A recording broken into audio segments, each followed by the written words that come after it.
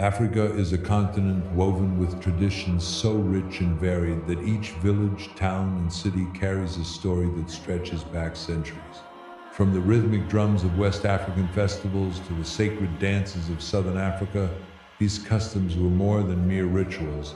They were the lifeblood of communities, connecting the living to their ancestors, the land, and the spiritual world.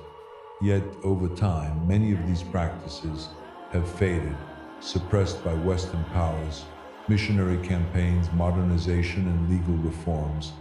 What remains today is a shadow of a once thriving cultural mosaic, leaving behind traces that hint at their former glory. In exploring these abolished customs, we uncover not just practices, but the values and beliefs that shaped African societies. These traditions provided structure, identity, and meaning. They guided young men and women through rites of passage, offered justice in ways the courts could not, and healed communities when modern medicine was unknown.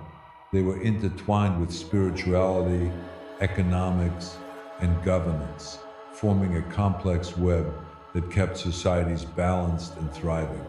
Every dance, chant, sacrifice, and ceremony carried layers of significance, celebrating harvests, appeasing spirits, honoring ancestors, and cementing social bonds.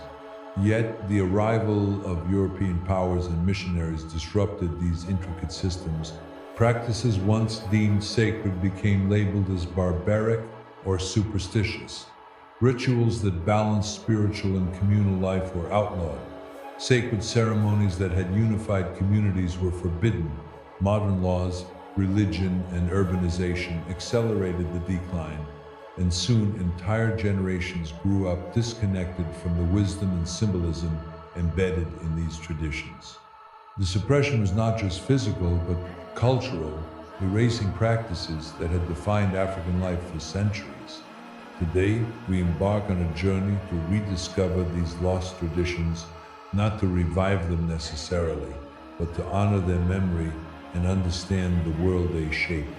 We will traverse the vast landscapes of Africa, from the bustling markets of Lagos to the remote villages of the Congo, from the rolling hills of Zimbabwe to the coastlines of Ghana, uncovering customs that once commanded respect and devotion.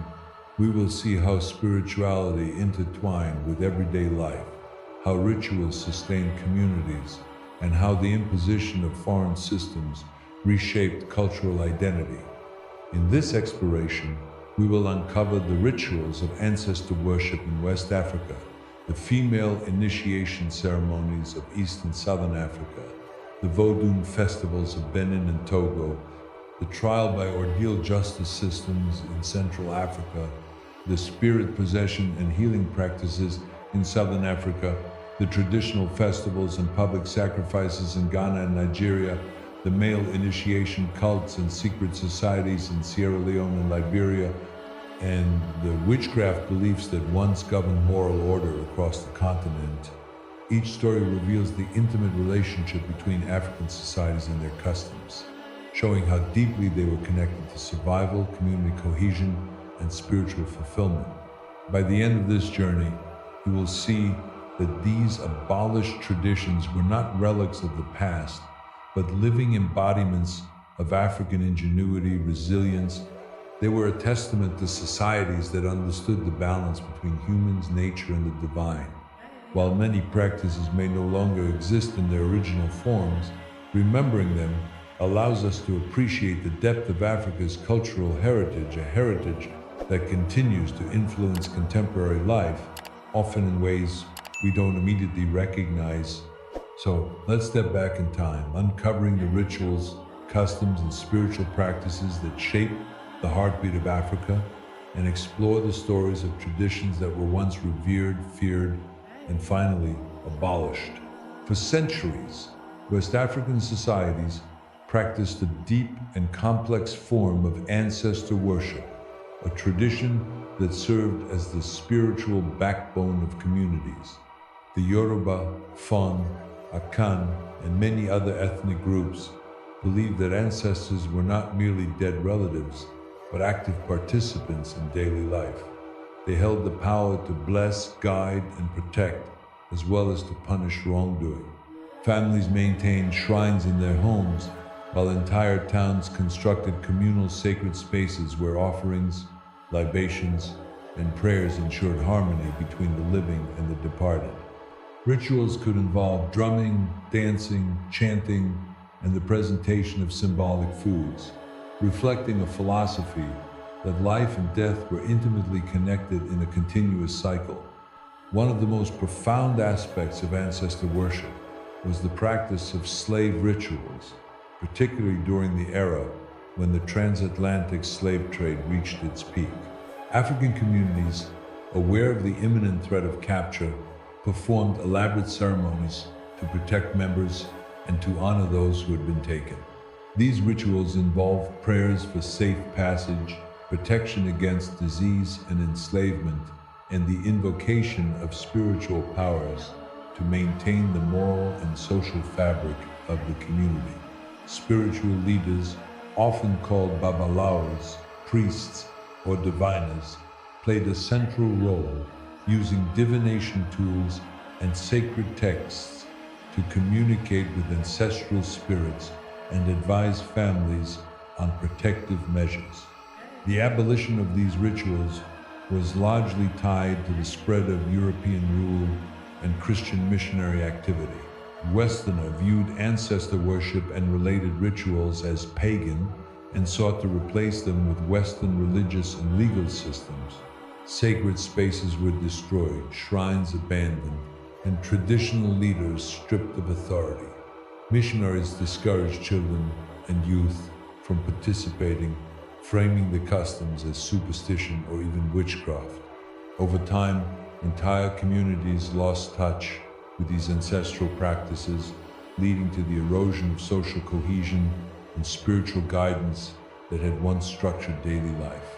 Despite this, vestiges of these rituals survive today, especially in the Caribbean and parts of South America, where enslaved Africans carried their beliefs across the ocean.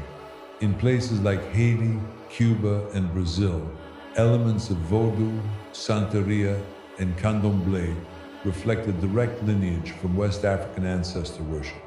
While transformed and syncretized with Catholicism, these practices preserve the underlying spiritual connection to the dead and the belief that ancestors influence the living.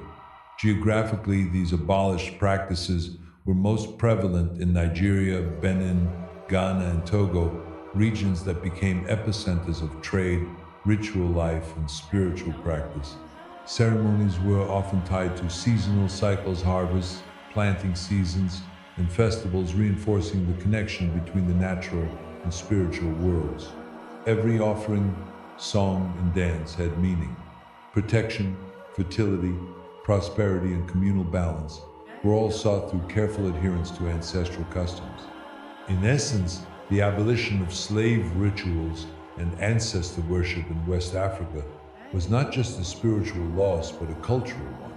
Communities were stripped of their ancestral voices, social guidance, and protective spiritual practices.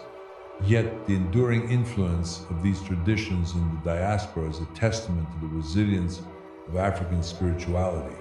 They remind us that even when suppressed, culture and faith find ways to survive, adapt, and continue shaping lives across continents. Across East and Southern Africa, female initiation ceremonies were central to the social, spiritual, and cultural lives of communities. In societies such as the Maasai of Kenya and Tanzania, the Xhosa of South Africa, and the Shona of Zimbabwe, these rituals marked the passage from girlhood to womanhood, teaching young women about fertility, marital responsibilities, community values, and the sacred bonds that connected them to both ancestors and nature. These ceremonies were far more than symbolic. They were immersive, structured experiences involving weeks or even months of preparation, seclusion, and instruction in traditional knowledge. Elders, especially older women, acted as mentors and spiritual guides, passing on wisdom about herbs, childbirth, spiritual protection, and social etiquette. In the Maasai tradition, for example, Girls were initiated through circumcision rites, followed by periods of seclusion during which they learned songs, dances, and storytelling. These rites were not merely physical, they were deeply spiritual, ensuring that each girl's transformation aligned with cosmic and ancestral forces. The Xhosa in South Africa practiced ulwaluko, where initiates received teachings on womanhood, community ethics, and spiritual guidance through carefully monitored rituals conducted at sacred locations, often surrounded by forests or riverbanks, believed to be inhabited by protective spirits. The spiritual significance of these rites was profound. Initiates were believed to gain access to ancestral blessings and to acquire protective powers for themselves and their families. They also reinforced community cohesion by ensuring that cultural knowledge, moral values, and spiritual practices were transmitted from one generation to the next. Festivals and feasts often accompanied the ceremonies, combining joy, learning, and reverence for ancestral spirits. These rites were not only cultural milestones, but also vital spiritual practices connecting individuals to the broader cosmology of their people. The abolition of these female initiation ceremonies was driven by Western authorities and missionary activities, which viewed the practices as barbaric, harmful, or morally unacceptable. European missionaries sought to impose Western values of childhood, education, and religion, systematically discouraging or outright banning traditional rites. Laws were passed, elders punished, and young girls forcibly removed from ceremonies, disrupting centuries of cultural transmission. The criminalization of these practices often framed them as backward or primitive, ignoring their spiritual and educational significance. Despite these suppressions, echoes of initiation traditions remain. In South Africa, for instance, some Xhosa communities continue clandestine practices, adapting rituals to modern contexts while preserving core teachings.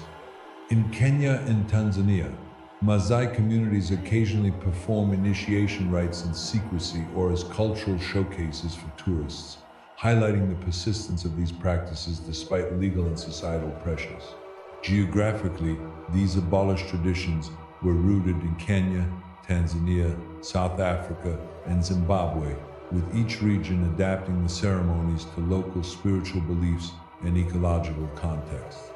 Initiation periods often coincided with agricultural or seasonal cycles, reinforcing the connection between nature, society, and spiritual life. Ceremonial locations, sacred groves, riverbanks, or isolated hills were believed to amplify ancestral presence and spiritual energy, ensuring that young women transitioned successfully into adulthood. In conclusion, the abolition of female initiation ceremonies represented a significant cultural and spiritual loss. Communities were deprived of a structured, intergenerational method of imparting wisdom, spiritual guidance, and social cohesion. Yet the continued secret observance and adaptation of these rites illustrate the resilience of African traditions, reminding us that even in the face of suppression, culture, spirituality, and identity persist, adapt, and endure. In West and Central Africa, traditional healing practices formed the backbone of community health and spiritual well-being for centuries.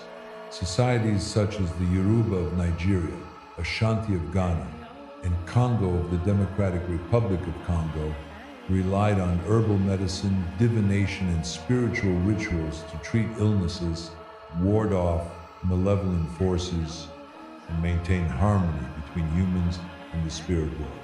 Healers known as Babalawos, herbalists, or Gangas were deeply respected figures, often serving as both medical practitioners and spiritual guides. They combined empirical knowledge of plants, roots, and minerals with a nuanced understanding of cosmology, offering remedies that addressed both physical and spiritual imbalances. In Yoruba communities, for instance, Ifa divination guided treatment choices, allowing healers to diagnose the root cause of an ailment whether spiritual or physical. Herbal remedies were carefully prepared, sometimes involving complex rituals, chants, or offerings to spirits. Similarly, the Ashanti employed a blend of botanical medicine and ritualized prayer, acknowledging the dual role of nature and ancestors in the healing process. In Congo societies, Gangas used sacred plants and ceremonial practices to cure diseases, protect the community, and ensure alignment with spiritual laws. The spiritual significance of these practices was profound. Illness was often interpreted as a sign of spiritual imbalance, ancestral displeasure, or malevolent forces acting on individuals or families. Healing rituals therefore served not only to cure but also to restore moral and spiritual equilibrium. They reinforced communal bonds, as neighbors and family members were often involved in the healing ceremonies, offering prayers, food, and other forms of support. Healing became a shared responsibility, deeply embedded in the cultural and spiritual life of the community. The abolition of these practices was primarily driven by Western authorities and Christian missionaries who deemed indigenous medicine as unscientific, pagan, or even dangerous. Healers were often persecuted, with some arrested or forced to flee their communities. Traditional medicine was replaced by Western medical systems and Christian spiritual frameworks, drastically reducing the influence of indigenous healing methods. Western administrations also imposed strict regulations on herbal practitioners, labeling certain rituals as witchcraft and banning sacred ceremonies. This led to the loss of valuable botanical knowledge, spiritual teachings, and community cohesion built around these healing practices. Geographically, these abolished practices were concentrated in Nigeria, Ghana, Cameroon, and the Democratic Republic of Congo, reflecting the diversity of ecosystems and medicinal flora in West and Central Africa. The use of local plants was not arbitrary.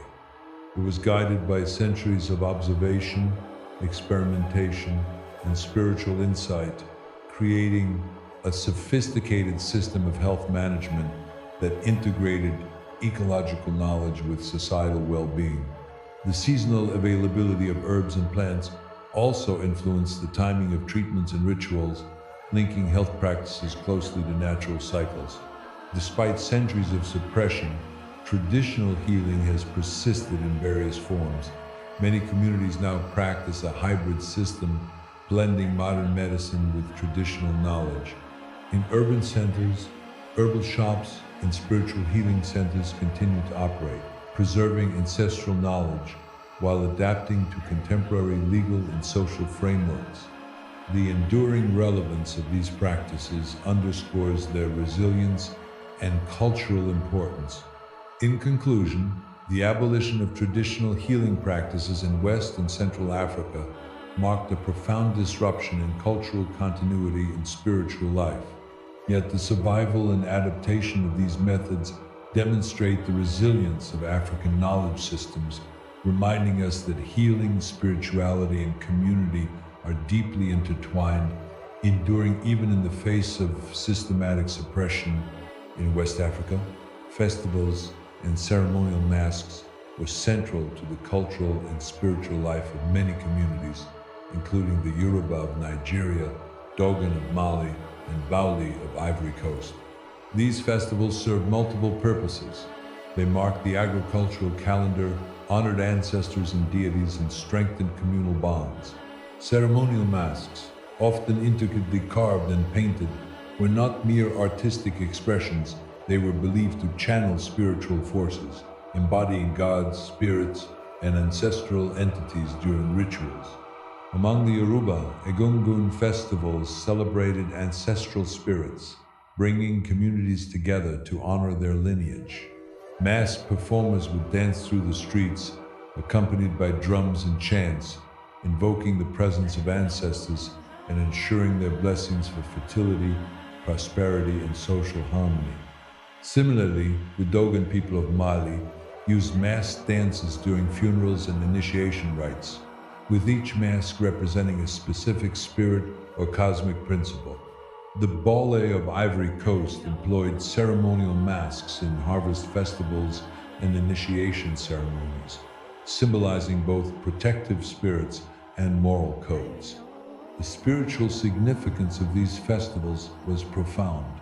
Masks acted as intermediaries between the living and the spiritual world, reinforcing cultural values, social hierarchies, and communal cohesion. Festivals offered an opportunity for moral education, teaching younger generations about societal norms, respect for elders, and reverence for the divine. They also reflected an intimate relationship with nature, as many masks and dances symbolized animals, rivers, and celestial phenomena. The abolition of these traditions was largely the result of Western and missionary interventions, who considered masked ceremonies as pagan, dangerous, or socially subversive. In Nigeria, for instance, British authorities banned certain festivals and confiscated masks, fearing that they encouraged political dissent or spiritual witchcraft. Christian missionaries labeled the gun and other masked rituals as devilish practices, encouraging communities to abandon these ceremonies in favor of church-centered worship.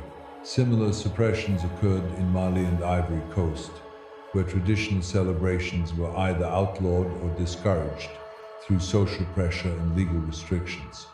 Geographically, these practices were widespread across southern Nigeria, Mali, Ivory Coast, and neighboring regions, adapting to local ecologies, ethnic compositions, and spiritual beliefs.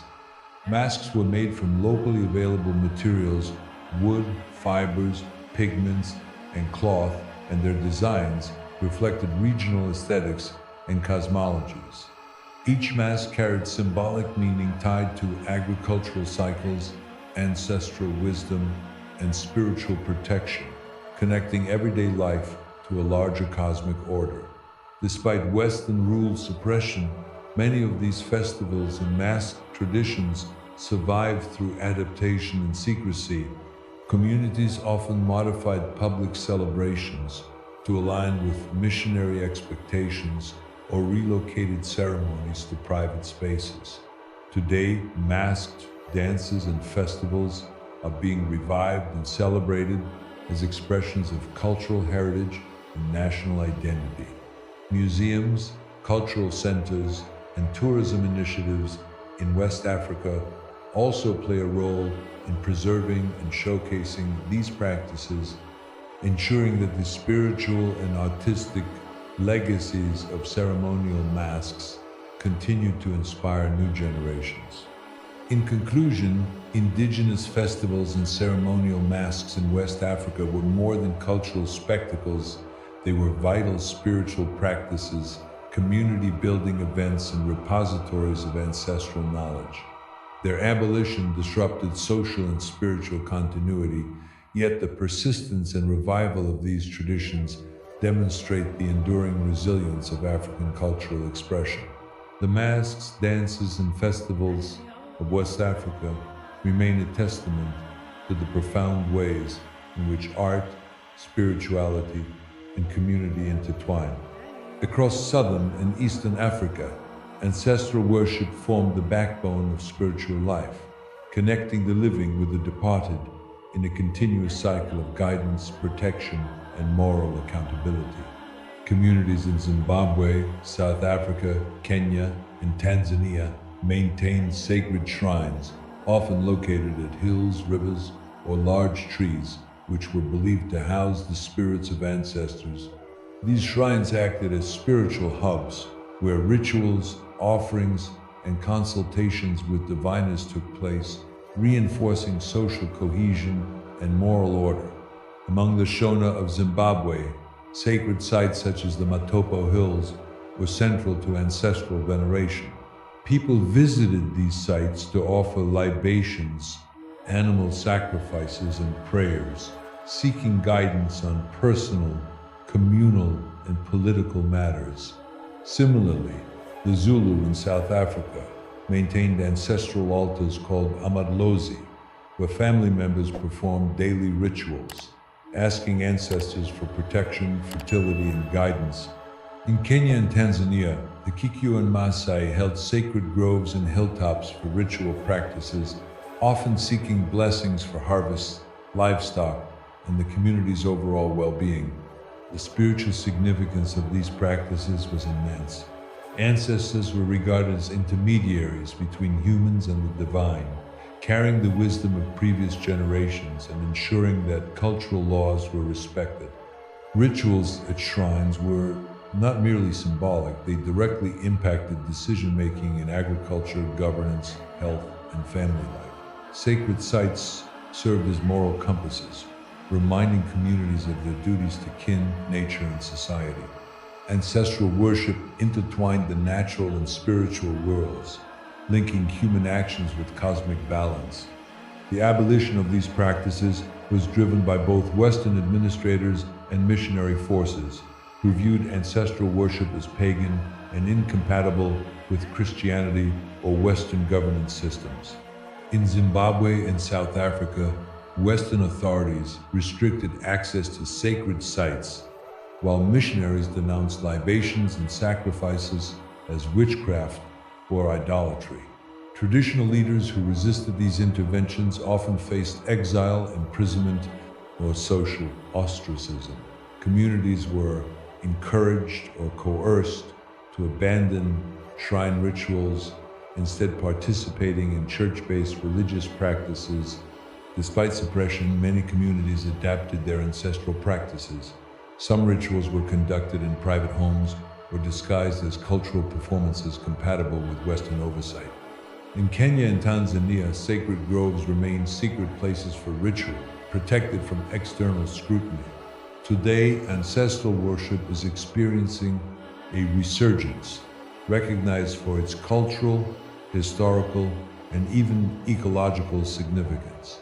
Conservation efforts increasingly acknowledge sacred sites as both spiritual and environmental heritage, preserving biodiversity alongside ancestral traditions. Geographically, these practices span diverse landscapes from the highlands and forests of Zimbabwe and South Africa to the savannas and hills of Kenya and Tanzania. Sacred shrines often incorporated natural elements, reflecting a belief in the interconnectedness of land, ancestors, and community. The continuity of these practices, despite attempts at abolition, underscores the resilience of African spiritual traditions and their central role in shaping societal values. In conclusion, ancestral worship and sacred shrines in Southern and Eastern Africa were far more than religious observances.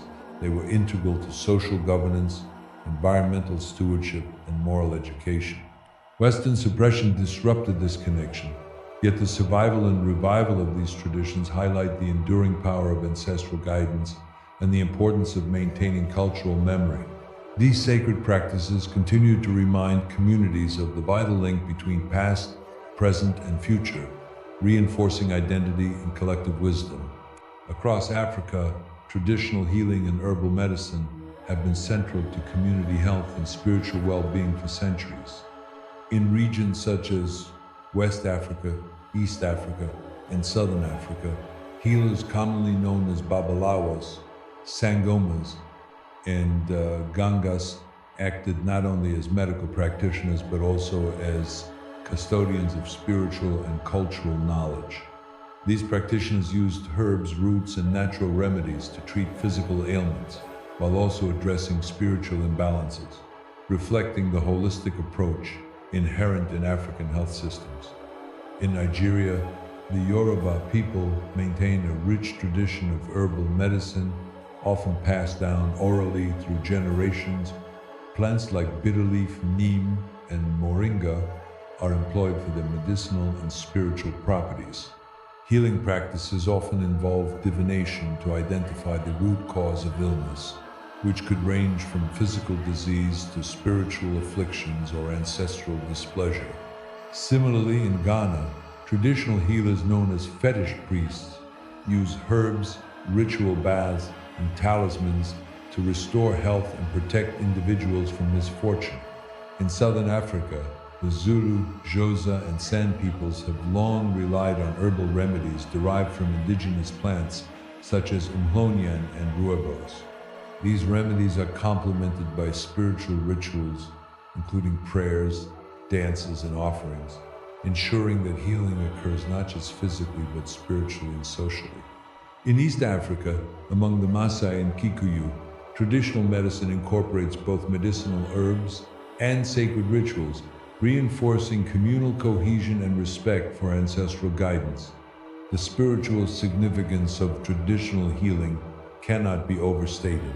Illness was often viewed as a disruption in harmony between the individual, the community, and the spiritual realm. Rituals and herbal treatments work to restore this balance, serving as both medical intervention and moral education. The healer's authority was recognized by the entire community, making their role integral not only to health, but also to social stability and cultural continuity. The abolition or suppression of these practices came primarily through Western interventions and missionary campaigns. European powers sought to introduce Western medicine while portraying indigenous practices as superstitious or backward. In countries like Kenya and South Africa, traditional healers were often outlawed, restricted, or forced to register under new regulations. Western governments promoted hospitals and Western-trained doctors as the only legitimate form of healthcare, sidelining centuries of accumulated indigenous knowledge. Despite these pressures, traditional healing has persisted. Many communities continue to practice in secrecy, integrating some Western methods while preserving core indigenous knowledge. Today, African herbal medicine is recognized both culturally and scientifically for its therapeutic potential. Modern research increasingly validates the efficacy of many traditional remedies, and several African nations are incorporating these practices into national healthcare frameworks. Geographically, traditional healing spanned forests, savannas, and highlands, often utilizing the local flora to address regional health needs. These practices not only healed bodies, but also reinforced the social and spiritual fabric of communities. The persistence of these traditions demonstrates their resilience and the deep cultural value placed on holistic well-being. In conclusion, traditional healing and herbal medicine across Africa represent a remarkable convergence of science, spirituality, and community. While Western suppression disrupted these practices, their survival and resurgence highlight the enduring relevance of indigenous knowledge systems. These traditions continue to offer vital insights into health, ecology, and social cohesion, reminding us of the importance of preserving Africa's holistic approach to well-being. Festivals and ritual dances have been central to African communities for centuries, serving as a medium for storytelling, spiritual expression, social cohesion, and the celebration of life's milestones. Across the continent, from West Africa to East Africa and Southern Africa, communities developed vibrant festivals that blended music, dance, and ritual to honor ancestors, mark seasonal changes, or celebrate harvests. These events were not mere entertainment. They carried deep spiritual significance, ensuring harmony between the living, the ancestors, and the natural world.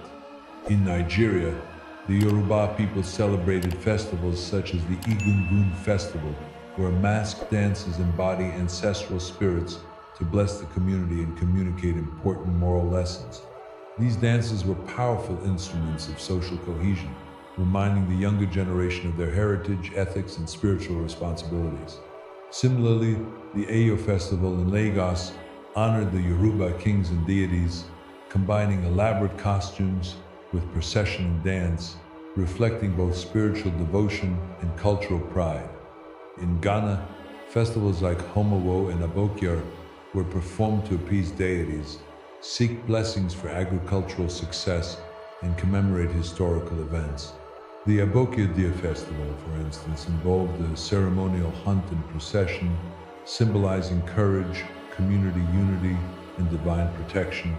Dancers, drummers, and singers acted as mediators between the spiritual and physical realms, ensuring the prosperity of their people. In southern Africa, the Zulu reed dance is a prime example of a ritual dance with deep social and spiritual meaning. It celebrated chastity, community values, and reverence for ancestors. Likewise, the San people of the Kalahari performed trance dances believed to bring healing, spiritual insight, and connection to the land. These festivals and dances were interwoven with everyday life, guiding societal norms, reinforcing spiritual beliefs, and honoring ecological cycles.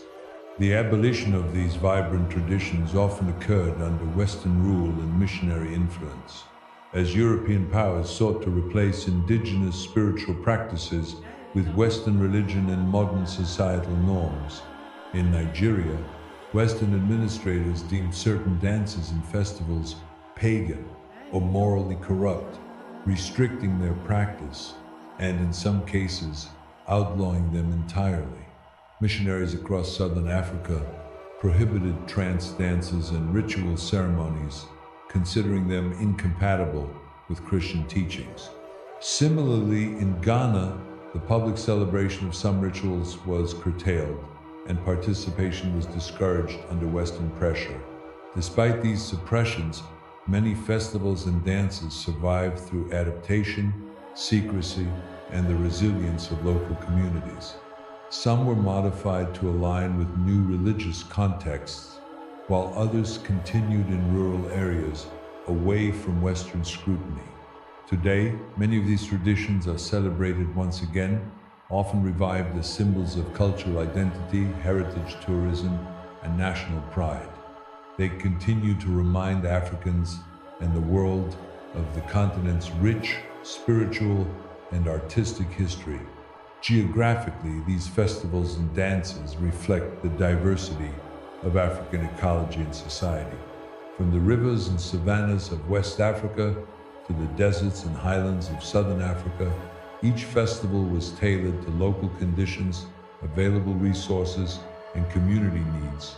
Spiritually, they reinforced the belief that humans exist in a delicate balance with ancestors, deities, and the environment. Their abolition disrupted these connections, but the resilience of African communities ensured that the essence of these traditions could be preserved for future generations. In conclusion, African festivals and ritual dances were far more than celebrations. They were living embodiments of spiritual devotion, community cohesion, and cultural transmission. Western and missionary interventions sought to erase them, but their survival and revival demonstrate the enduring strength of African cultural identity. By understanding these festivals, we honor the historical, spiritual, and social significance they carry, ensuring that these traditions continue to inspire, educate, and unite communities across generations. The history of African traditions and customs that were abolished was not merely a tale of loss. It is a testament to the resilience, creativity, and determination of African communities to preserve their identity, spirituality, and cultural memory, from the initiation rites of the Maasai in Kenya and Tanzania to the ritual dances of the San people in southern Africa and the festivals of the Yoruba, Igbo, and Ashanti. These practices were deeply intertwined with the social fabric, spiritual life, and moral frameworks of the societies that upheld them. Each custom, festival, and ritual carried layers of meaning. They were instruments of social governance, methods for educating the young, and mechanisms for maintaining harmony between humans, nature, and the spiritual world. Initiation ceremonies, for example, were not merely a rite of passage. They taught responsibility, resilience, community obligations, and spiritual discipline. Ritual dances and festivals, meanwhile, acted as living archives, narrating histories, reinforcing ethical norms, and sustaining ancestral connections. When these practices were abolished, whether through Western legislation, missionary influence, or modern societal pressures, communities lost more than a cultural performance. They lost a crucial channel of intergenerational knowledge transfer and spiritual engagement. Yet, the story of abolition is also a story of adaptation and survival. In many cases, communities found ways to secretly preserve traditions, perform rituals in private, or adapt ceremonies to new social or religious contexts. Some customs have been revived in post-Western rural Africa, transformed into cultural festivals, tourist attractions, or national heritage events, bridging the gap between past and present. For instance, the Eyo Festival in Lagos and the Homo Festival in Ghana have regained prominence, celebrating cultural pride while educating newer generations about their heritage. The geographic spread of these traditions, from the deserts of the Kalahari to the savannas of West Africa and the forests of Central Africa, reveals a remarkable diversity in how human societies have interacted with their environments. Each tradition was shaped by local ecology, social organization, and spiritual cosmology. Abolishing them not only disrupted these local systems, but also attempted to sever a vital link between people and their ancestral landscapes. The spiritual significance of these practices cannot be overstated. They provided guidance, protection, and a sense of belonging, serving as anchors for both personal and communal identity. Understanding the legacy of abolished African traditions is essential for appreciating the resilience of cultural heritage. Today, scholars, community leaders, and cultural advocates are documenting, preserving, and revitalizing these practices. Museums, cultural centers, and educational programs now recognize the importance of these traditions, not merely as historical artifacts, but as living expressions of African identity and knowledge. This renewed attention fosters pride, continuity, and respect for the wisdom embedded in these practices. In reflecting on the abolition of African traditions, it becomes clear that their survival and revival are not acts of nostalgia, but of empowerment. They teach contemporary societies about unity, sustainability, spirituality, and the importance of heritage. By valuing and reintroducing these customs, communities reclaim a sense of agency over their cultural narratives, reaffirming the relevance of ancestral knowledge in the modern world. In conclusion, while many African traditions were suppressed, their enduring legacy offers a profound lesson. Culture is resilient, and identity cannot be erased.